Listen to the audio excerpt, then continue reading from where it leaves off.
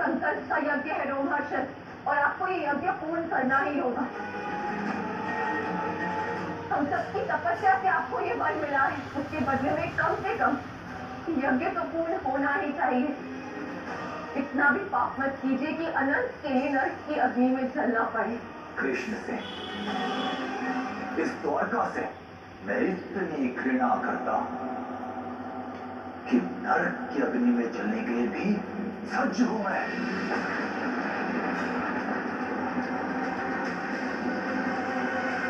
रोमहर्षण!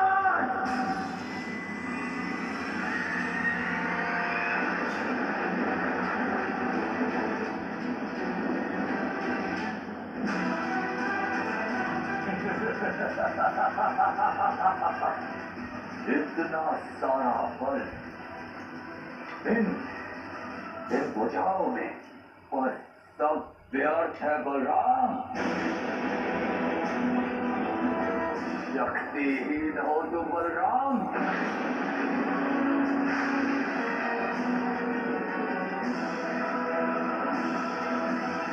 समस्त द्वारका में कोई भी मेरा अंत नहीं कर सकता, ना ही बलराम और ना ही कृष्ण। सब शक्तिहीन है।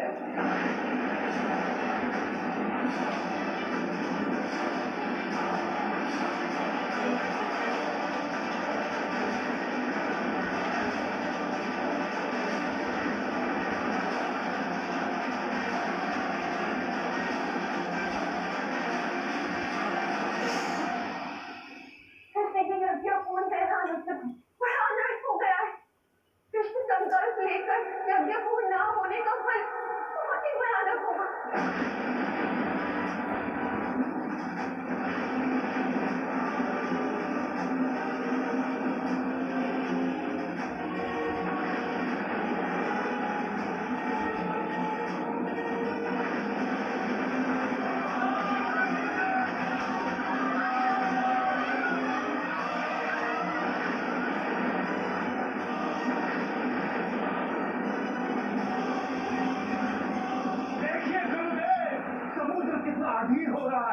द्वारिका को डुबाने के लिए।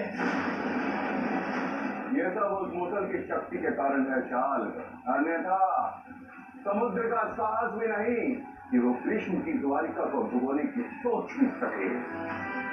और आज ये लहर द्वारिका में प्रवेश करेगी। ये कृष्ण की द्वारिका जो अनेक देवताओं की शक्तियों से रक्षित है, आज वज्रपातों और आंधियों की मार से पीड़ित है। जिस द्वारिका का उत्थान समुद्र से हुआ था, उसका पतन भी समुद्र में ही होगा।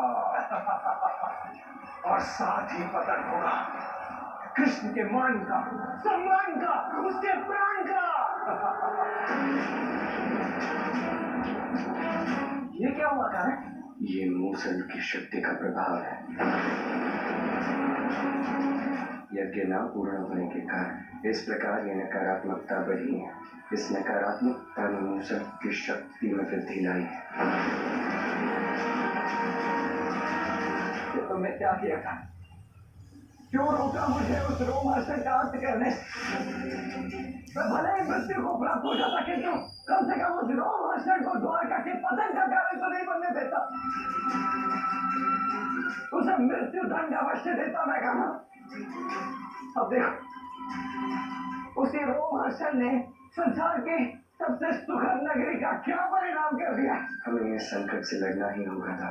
बलराम अब बलहीन हो चुका है। अब ये क्या सहायता करेगा तुम्हारी? क्या अन्य किसी की भी? मुझे आज्ञा तो मैं नहीं रह पाऊंगा यहाँ का।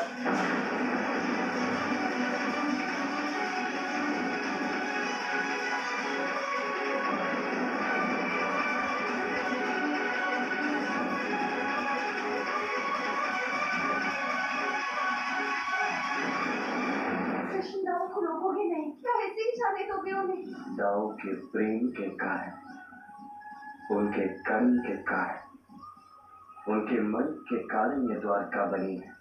उनके कारण ये द्वारका सुरक्षित नहीं है। और उसी द्वारका से अपमानित होकर, निंदित होकर, निराश होकर मेरे दाव नहीं जा सकते। मैं ऐसा कदापि नहीं होने दूंगा।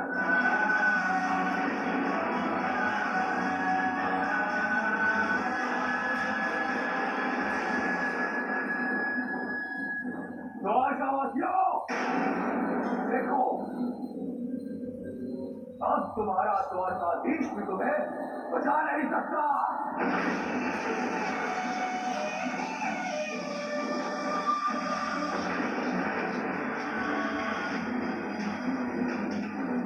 कृष्ण हो या फिर बलशाली बलराम, कोई मुझे छू भी नहीं सकता।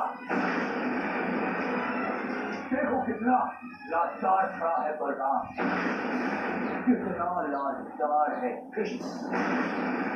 तुम्हारे नेत्रों के समक्ष मैं तुम्हारी द्वारका का विनाश करके जा रहा हूं। तुम मेरा बाल भी बाका नहीं कर पाओगे।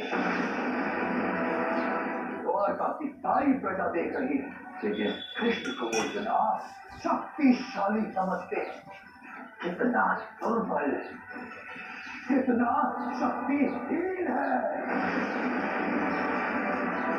देख रहे आचार्य, इसे कहते हैं घोर अपमान। रोमहर्षक द्वारिका के प्रत्येक नागरिकों के नेत्रों में कृष्ण के लिए जो सम्मान है, उसका अंत कर रहा है। इससे अधिक आनंद मुझे कभी नहीं हुआ है शाल। कृष्ण इतना लाचार, इतना असहाय, इतना असमर्थ कभी किसी ने नहीं देखा है। और ये क्षण मैंने साकार किया है। आचार्य,